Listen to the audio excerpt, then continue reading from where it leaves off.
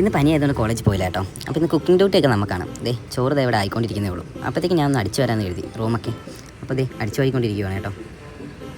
അടിച്ചു വാരി കഴിഞ്ഞതേ പോയി നോക്കിയത്തേക്ക് നമ്മുടെ ചോറൊക്കെ ചോറൊക്കെ ഊറ്റി റെഡിയാക്കി വെച്ചു. കറി എന്ത് വെക്കുമെന്ന് ആലോചിച്ചപ്പോൾ ബീട്രൂട്ട് പേര് ഉണ്ടാക്കി കേട്ടോ കുറച്ച്. അപ്പോൾ ബീട്രൂട്ട് പേര് മാത്രം പോരല്ലോ, അപ്പോൾ കുറച്ച് വെണ്ടയ്ക്ക ഉണ്ടായിരുന്നു, അത് വെണ്ടയ്ക്ക കറി ആക്കാൻ തീരുമാനിച്ചു. വെണ്ടയ്ക്ക കറിക്കുള്ള തേങ്ങ അരയ്ക്കാൻ പോവാണ്. അപ്പോൾ ഞാൻ ഏകദേശം അരമുറി തേങ്ങ എടുത്തിട്ടുണ്ട്. ഇതിൽ അത് മിക്സിയുടെ ജാറിലേക്ക് ഇട്ടിട്ട് അരച്ചെടുക്കാം. ഒരു പാത്രം വെച്ചിട്ട് കുറച്ച് ഓയിൽ ഒഴിച്ചിട്ട് അരിഞ്ഞ് വെച്ച വെണ്ടയ്ക്ക ഒന്ന് ഫ്രൈ ആക്കി എടുക്കണം. അപ്പോൾ അതൊന്ന് ജസ്റ്റ് ഒന്ന് ഫ്രൈ ആക്കി എടുക്കാം.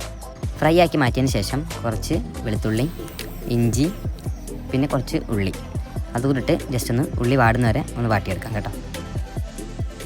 ഉള്ളി ജസ്റ്റ് ഒന്ന് വാടി കഴിയുമ്പോൾ അതിലേക്ക് ഒരു 1/4 ടീസ്പൂൺ മഞ്ഞൾപ്പൊടി, ഒരു 1.5 ടീസ്പൂൺ മല്ലിപ്പൊടി, 1 ടീസ്പൂൺ മുളക് പൊടി ഇതെല്ലാം കൂടെ ഒന്ന് ആഡ് ചെയ്തിട്ട് അതിൻ്റെ പച്ചമണം പോകുന്നവരെ ഒന്ന് മിക്സ് ചെയ്ത് കൊടുക്കണം. എന്നിട്ട് നേരത്തെ ഫ്രൈ ആക്കി വെച്ച വെണ്ടയ്ക്കും കൂടെ അതിലൊന്ന് ആഡ് ചെയ്ത് കൊടുത്തിട്ട് ജസ്റ്റ് ഒന്ന് മിക്സ് ആക്കി എടുക്കാം. എന്നിട്ട് നമ്മൾ നേരത്തെ അരച്ച് വെച്ച അരപ്പില്ലേ അതൊന്ന് ആഡ് ചെയ്ത് കൊടുക്കാം. എന്നിട്ട് ആവശ്യത്തിന് വെള്ളം കൂടി ചേർത്തിട്ട് ഒരു തിള തിളച്ചിട്ട് മാറ്റി വയ്ക്കാം. എന്നിട്ട് കടുക് വറുക്കാം.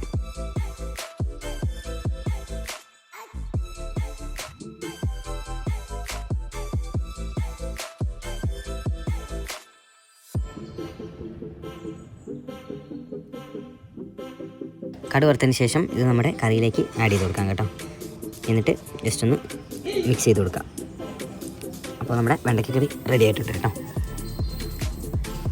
അപ്പോൾ ചോറിന് വെണ്ടയ്ക്ക കറി മാത്രം പോരല്ലോ, അപ്പോൾ ക്യാബേജ് ഉപ്പേരിയോടെ ഉണ്ടാക്കാൻ വെച്ചു. അതിന് ഒരു പാത്രം എടുത്ത് അതിലേക്ക് ഓയിൽ ഒഴിച്ചിട്ട്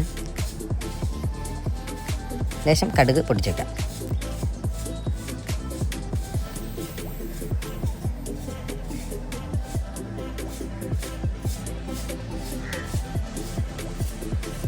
എന്നിട്ട് സവാളയും പച്ചമുളകും കൂടെ ആഡ് ചെയ്ത് കൊടുക്കാം.